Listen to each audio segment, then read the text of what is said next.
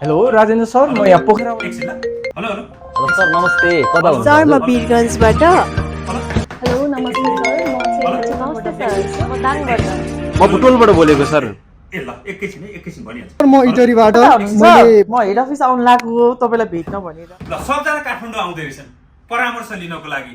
कोही चितवनबाट, कोही पोखराबाट, कोही विराटनगरबाट, कोही इटरीबाट, दाङबाट, बुटवलबाट, पोखराबाट, वीरगन्जबाट आउँदै हुन्छ।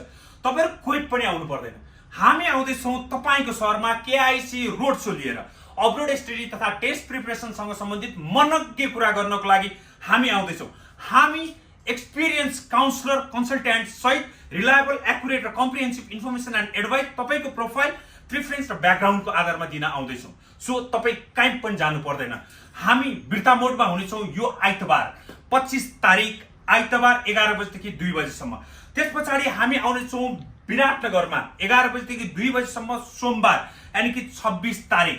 त्यस पछाडि मंगलबार र बुधबार हामी हुनेछौँ इटरीमा। मंगलबार फुल डे हुनेछौँ तपाईहरुलाई काउन्सिलिङ गर्नको लागि। बुधबार 11 बजेदेखि 2 बजेसम्म तपाईको शहरमा इटरीमा हामी हुनेछौँ। त्यस पछाडि हाम्रो रोड शो जान्छ वीरगन्जमा हामी हुनेछौँ बिहीबार 29 तारिक हामी हुनेछौँ र 11 बजेदेखि 2 बजेसम्म। त्यस पछाडि शुक्रबार हामी पुग्नेछौँ चितवन केआईसी मा 11 बजेदेखि 2 बजेसम्म।